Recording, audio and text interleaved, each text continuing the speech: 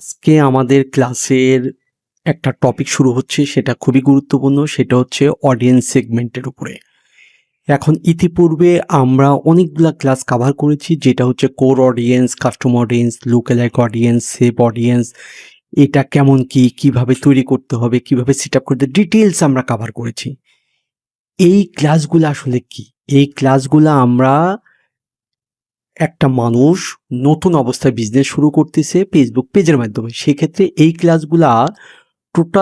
ক্লাসগুলা মূলত হচ্ছে ফেসবুক পেজের জন্যও কাজে লাগে, ওয়েবসাইটের জন্যও কাজে লাগে, এঙ্গেজমেন্ট ক্যাম্পেইনের জন্য কাজে লাগে, লিড ক্যাম্পেইনের জন্য কাজে লাগে, আবার আমার সেলস ক্যাম্পেইনের জন্য কাজে লাগে বিভিন্ন প্যাটার্নে। কিন্তু আমরা এখন স্পেসিফিক অডিয়েন্স সেগমেন্টের কিছু ক্লাস কভার করব, যেটা অ্যাকচুয়ালি আসলে কি, যখন ওয়েবসাইটের থ্রুতে আপনি বিজনেস করবেন এবং ওয়েবসাইটের থ্রুতে আপনি সেলস ক্যাম্পেইনের জন্য সবচেয়ে বেশি উপযুক্ত, সেই ক্ষেত্রে আমরা অডিয়েন্স সেগমেন্টের উপরে কয়েকটা ক্লাস কভার করব। যেমন আজকে আমরা কভার করব অডিয়েন্স সেগমেন্টটা। মূলত অডিয়েন্স সেগমেন্টটা আসলে কি, তার ভিতরে new audience, engage audience, existing audience. তার পরবর্তী ক্লাস আমরা কভার করব এই অডিয়েন্সটা আসলে কিভাবে তৈরি করতে হয়। তারপরে আমরা কভার করব এই অডিয়েন্সের উপরে ভিত্তি করে কিভাবে আমার ক্যাম্পেইন স্ট্রাকচার সাজাইতে হবে। তারপরে আমরা কভার করব এই অডিয়েন্সটাকে মূলত ফেসবুক অ্যাডের মধ্যে কিভাবে সেট আপ দিতে হয়। তারপরে এরই ধারাবাহিকতায় আমরা নিউ অডিয়েন্সকে আসলে আমরা কিভাবে টার্গেট করব, ক্যাম্পেইন স্ট্র্যাটেজির একটা প্ল্যান। তারপরে হচ্ছে এঙ্গেজ এবং এক্সিস্টিং অডিয়েন্সকে কিভাবে আমরা টার্গেট করব, ক্যাম্পেইন স্ট্র্যাটেজি। তো যাই হোক, আমরা আজকে যে টপিক সেটা আগে কভার করব এবং সেটা শুরু করি যে অডিয়েন্স সেগমেন্ট আসলে কি জিনিস, এবং অডিয়েন্স সেগমেন্টের মধ্যে আমরা নিউ অডিয়েন্স, এঙ্গেজ অডিয়েন্স এবং এক্সিস্টিং অডিয়েন্স বুঝবো। কিন্তু তার আগে আমরা ক্যাম্পেইনের ভিতরে এই বিষয়টি একটু বোঝার চেষ্টা করি। ঠিক আছে, আমি একটা ক্যাম্পেইনের ভিতরে যাচ্ছি।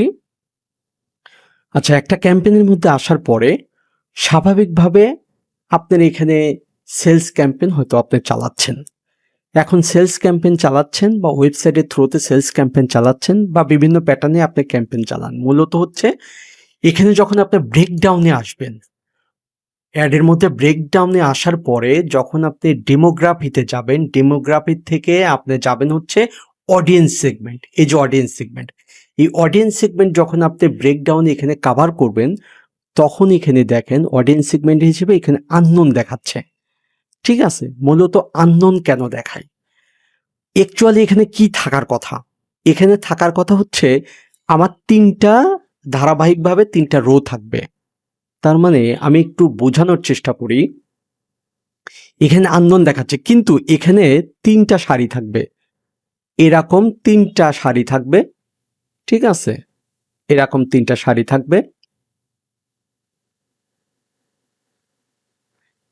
তার মানে হচ্ছে একটা হচ্ছে আপনার থাকবে এঙ্গেজ অডিয়েন্স, একটা এক্সিস্টিং অডিয়েন্স, একটা নিউ অডিয়েন্স। কিন্তু এখানে আননোন দেখাচ্ছে কারণ এটা আমি এখনো তৈরি করিনি। আমরা পরবর্তী ক্লাসে তৈরি করা দেখাবো। যখন আপনি এটা তৈরি করবেন, তখন এখানে তিনটা সারি পাবেন ব্রেকডাউন। ঠিক আছে, তার মানে হচ্ছে আমি মূলত এখান থেকে রিপোর্ট দেখতে পাবো যে আমি হয়তো বা একটা সেলস ক্যাম্পেইন করেছি, সেই সেলস ক্যাম্পেইনে আমার এঙ্গেজ অডিয়েন্সের কাছ থেকে কতগুলা সেল হয়েছে, বা আমার এক্সিস্টিং অডিয়েন্সের কাছ থেকে কতগুলা সেল হয়েছে, বা আমার নিউ অডিয়েন্সের কাছ থেকে কতগুলা সেল হয়েছে। এটা খুবই ইফেক্টিভ একটা বিষয়, কারণ আপনি এই ডাটা দেখে বুঝতে হবে, এবং ডাটা দেখে বুঝবেন আপনি যে আসলে আপনার নিউ অডিয়েন্সকে প্রায়োরিটি দেওয়া দরকার, বা নিউ অডিয়েন্সের কাছ থেকে আপনার সেল লাগবে, না এঙ্গেজ অডিয়েন্সের কাছে সেল লাগবে, না এক্সিস্টিং অডিয়েন্সের কাছে সেল লাগবে। এই ডাটা দেখে আপনি আপনার ইচ্ছা মতো আবার অ্যাডের মধ্যে মেকানিজম সেট করতে পারবেন এবং ভালো সেল নিয়ে আসতে পারবেন। তো মূলত আজকে আমরা কি বুঝবো?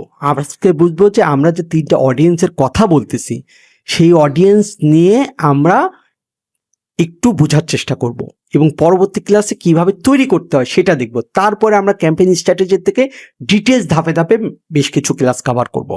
তাহলে প্রথম বিষয় হচ্ছে, আমরা যখন অ্যাডের ভিতরে আসব, তখন আমরা যদি এখান থেকে আমরা এখানে এটা ক্লোজ করি, আমরা এখানে যখন ব্রেকডাউনে যাব, ব্রেকডাউন থেকে আমরা যেরকম অডিয়েন্স সেগমেন্টটা কাভার করেছি। তো ব্রেকডাউন থেকে আমরা ডেমোগ্রাফিতে গেলে অডিয়েন্স সেগমেন্টে ক্লিক করলে তখন আপনি অ্যাডের এরকম 3টা ডাটা দেখবেন। তো মূল বিষয় হচ্ছে আপনি যখন এটা সেট করবেন, ওই সেটের উপর সেট করবেন এবং সেই সেটিংয়ের উপর যখন সেটা ব্যবহার করবেন, তখনই কিন্তু এই ডাটাগুলো আপনি সেই ক্যাম্পেইনের মধ্যে পাবেন। তার মানে আমি আরেকটু বোঝানোর চেষ্টা করি। আপনি একটা বায়ারের জন্য অ্যাড রান করবেন। তো অ্যাড রান করার ক্ষেত্রে আগে তো আপনাকে সেই অডিয়েন্সগুলা সেটআপ দিতে হবে। সেই অডিয়েন্স সেটআপটা তো আমরা পরবর্তী ক্লাসে শিখব কিভাবে অডিয়েন্সটা তৈরি করতে হয়। সেই অডিয়েন্স তৈরি করার পরে সেই অডিয়েন্স দিয়ে আপনি অ্যাড ক্যাম্পেইন করতেছেন। সেই অ্যাডের রেজাল্টের পরে আপনি যখন এই ব্রেকডাউনে এটা দেখবেন, তখন আপনি ডিটেইল সিদ্ধান্ত নিতে পারবেন বিভিন্নভাবে যে আসলে অ্যাকচুয়ালি আপনি যে অডিয়েন্সকে দিয়ে অ্যাড চালাইছেন সেখানে এঙ্গেজ অডিয়েন্স থেকে কেমন সেল আসছে, এক্সিস্টিং অডিয়েন্স থেকে কেমন সেল আসছে, নতুন অডিয়েন্স থেকে কেমন সেল হচ্ছে, এবং তার উপর ভিত্তি করে কোন অডিয়েন্সকে বাজেট বাড়াবেন, কোনটাকে কমাবেন বা কোনটাকে টার্গেট করে আবার অ্যাড চালাবেন। আপনি ভালো লেভেলে সেল নিয়ে আসার জন্য এই কাজগুলো আমরা করে থাকি। তাহলে আমরা এবার প্রাথমিকভাবে 3টা অডিয়েন্সকে নিয়ে একটু বোঝার চেষ্টা করব। ঠিক আছে? আচ্ছা, এবার আসি আমরা আমাদের মূলত নিউ অডিয়েন্স কারা, এঙ্গেজ অডিয়েন্স কারা, এক্সিস্টিং অডিয়েন্স কারা, এটাই একটু আমরা বোঝার চেষ্টা করব। একদম সিম্পল বিষয়। বিষয়টা হচ্ছে সাপোজ আমি এখানে বোঝানোর চেষ্টা করি। অ্যাকচুয়ালি কি নিউ অডিয়েন্স কি? আমরা এখান থেকে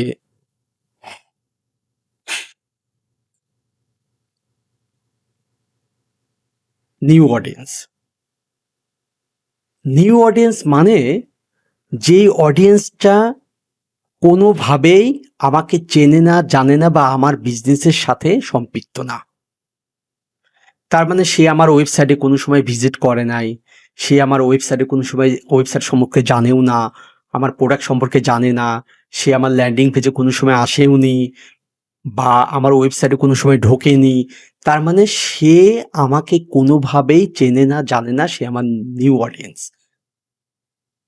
তার মানে এখানে আমি বলতেছি নিউ অডিয়েন্স। তাই নিউ অডিয়েন্স মানে সে আমাকে কোনোভাবেই চেনে না, জানে না। এখন আসি আমার এঙ্গেজ অডিয়েন্স। ঠিক আছে? Engage audience. আচ্ছা, এঙ্গেজ অডিয়েন্স কোনটা? এঙ্গেজ অডিয়েন্স হচ্ছে সে আমাকে কোনো না কোনোভাবে চেনে। এই এঙ্গেজ অডিয়েন্স যেটা আমরা কি বলি মূলত, এই যে এঙ্গেজ অডিয়েন্সটাকে আমরা বলতেছি, এঙ্গেজ মানে সে আমার সাথে কোনো না কোনোভাবে এঙ্গেজ। কেমন কোনো না কোনোভাবে এঙ্গেজ? মনে করেন যে সে আমার বিজনেস সম্পর্কে জানে বা আমার ওয়েবসাইট সম্পর্কে জানে বা আমার ল্যান্ডিং পেজ সম্পর্কে জানে। কিভাবে? সে কোনো না কোনো সময় আমার ওয়েবসাইট সে ভিজিট করেছে, হয়তোবা তার সামনে কোনো অ্যাড গিয়েছে বা অর্গানিকভাবে একটা পোস্ট গিয়েছে, সে সেই পোস্টে ক্লিক করে বা সেই অ্যাডে ক্লিক করে সে আমার ওয়েবসাইটে ঢুকেছে। তার মানে সে আমার ওয়েবসাইটে ঢুকেছে মানে সে আমার বিজনেসের সাথে এঙ্গেজ হয়েছে। তার মানে আমার ওয়েবসাইটে আমি কি প্রোডাক্ট সেল করি বা কি বিষয় নিয়ে বিজনেস করি সে একটু হলেও জানে, কোনো না কোনোভাবে সে আমার ওয়েবসাইটে ভিজিট করেছে, মানে আমার ওয়েবসাইটে ঢুকেছে। তাহলে সে কিন্তু আমার সাথে বিজনেসের সাথে এঙ্গেজ হয়ে গেল। বা ওয়েবসাইটে ঢোকার পরে সে কি করেছে? কোনো প্রোডাক্ট অ্যাড টু কার্ট করেছে। ঠিক আছে? কোনো প্রোডাক্ট সে অ্যাড টু কার্ট করেছে, প্রোডাক্ট কিন্তু কেনেনি, সে কোনো প্রোডাক্ট অ্যাড টু কার্ট করেছে, অথবা সে ইনিশিয়াল চেক আউট করেছে। ঠিক আছে? সে ইনিশিয়াল চেক আউট করেছে। আমরা ওয়েবসাইটের ভিতরে যাই বা আমাদের সামনে কোনো অ্যাড আসলো, সাপোজ অ্যাড আসলে পরে আমরা সেই অ্যাডের এখানে কি অর্ডার নাও বাটন থাকে বা বাই নাও বাটন থাকে বা লার্ন মোর বাটন থাকে, আমরা সেটাতে ক্লিক করে আমরা ওয়েবসাইটের ভিতরে বা কোনো ল্যান্ডিং পেজের ভিতরে যাই। যাওয়ার পরে আমরা হয়তোবা তার প্রোডাক্টটা সম্পর্কে বিস্তারিত পড়লাম, দেখলাম, বা তার ওয়েবসাইটটা বিভিন্ন জায়গায় ঘুরলাম ফিরলাম, বিভিন্ন জায়গায় বিভিন্ন পেজে দেখলাম। তারপরে কি হলো? এভাবে আমার হতে পারে, অথবা আমি ঘুরে ফিরে দেখে তার আমি কোনো প্রোডাক্ট অ্যাড টু কার্ট করলাম যে এই প্রোডাক্ট আমি পারচেস করব, অ্যাড টু কার্ট করেছি। ঠিক আছে? এখন একটা যদি সিঙ্গেল ল্যান্ডিং পেজ থাকে সেখানে যায় আমি প্রোডাক্টকে অ্যাড টু কার্ট করেছি কিন্তু প্রোডাক্ট আমি কিনিনি, পারচেস করিনি। অথবা ওয়েবসাইটের ভিতরে অনেকগুলা প্রোডাক্ট আছে, আমি হয়তো বা দেখা যাচ্ছে একটা প্রোডাক্ট অ্যাড টু কার্ট করলাম, আর একটা আইটেম আমি অ্যাড টু কার্ট করলাম, ঠিক আছে, আর একটা আইটেম হয়তো অ্যাড টু কার্ট করলাম। এরকম ভাবে আমি একটা বা একের অধিক প্রোডাক্ট, একটা দুইটা বা তিনটা প্রোডাক্ট আমি অ্যাড টু কার্ট করেছি, ঠিক আছে। হতে পারে এটার প্রাইস হয়তো 500 টাকা, এটার প্রাইস হয়তো বা 520 টাকা, এটার প্রাইস হয়তো 1000 টাকা, আমার টোটাল অ্যাড টু কার্টে হয়তো বা 2000 টাকা বিল হয়েছে। তার মানে আমি অ্যাড টু কার্ট করেছি যেই তিনটা প্রোডাক্ট আমি নিব, আমি অ্যাড টু কার্ট করেছি। অথবা আমি অ্যাড টু কার্ট করার পরে একটা প্রোডাক্ট হোক বা একাধিক প্রোডাক্ট হোক, অ্যাড টু কার্ট করার পরে আমি ইনিশিয়াল চেক আউট করেছি। সেখানে আমি চেক আউট করে সবকিছু কনফার্ম করেছি, কিন্তু আমি প্রোডাক্টটা পারচেস করি নাই। মানে প্রোডাক্টটা আমি পারচেসে আমি ক্লিক করি নাই, যে আমি অর্ডারটা কনফার্ম করলাম, আমি সবকিছু ওকে করে রাখলাম, কিন্তু আমি হয়তো বা এখন প্রোডাক্টটা কিনবো না, আমি সবকিছু রেডি করে ইনিশিয়াল চেক আউট করে অ্যাড টু কার্ট করে রেখে দিলাম। আমি হয়তো বা 2 দিন পরে বা 5 দিন পরে আমি বিষয়টা অর্ডার দিব, ঠিক আছে, অর্ডার দিব। তখন হয়তো বা কাস্টমারের কাছে এখন টাকা নাও থাকতে পারে, সে এখন তার সামনে একটা আসছে, সে ভিতরে ঢুকছে, ঢুকে সে দেখে শুনে বুঝে সে অ্যাড টু কার্ট করে রাখেছে বা ইনিশিয়াল চেক আউট করেছে বা ওয়েবসাইটে ভিজিট করেছে, কিন্তু প্রোডাক্ট অর্ডার করেনি। হয়তো বা সে একটা সময় করবে। তার মানে সে কোনো না কোনোভাবে আমার সাথে এঙ্গেজ হয়ে গেছে। তার মানে আমরা বুঝলাম নিউ অডিয়েন্স কারা, এঙ্গেজ অডিয়েন্স কারা।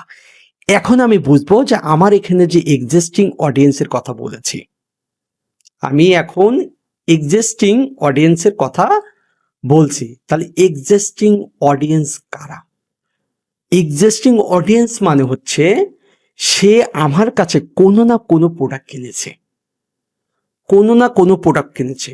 হতে পারে সে একদিন আগে একটা প্রোডাক্ট কিনেছে, বা অ্যাকচুয়ালি কি, সে যদি কোনো না কোনোভাবে একটা প্রোডাক্ট কিনে ফেলে, তাহলে সে আমার এক্সিস্টিং অডিয়েন্স হয়ে গেল।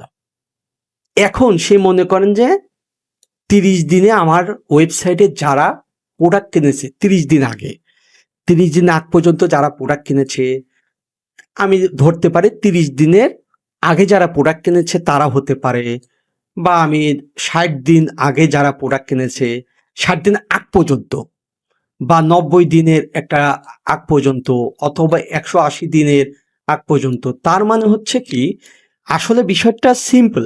সেটা হচ্ছে কি, যে সে কোনো না কোনো প্রোডাক্ট আমার কাছে কিনেছে, সেটা এক বা একাধিক প্রোডাক্ট, এক বা একাধিক সময় হতে পারে, তাহলে সে আমার এঙ্গেজ অডিয়েন্স।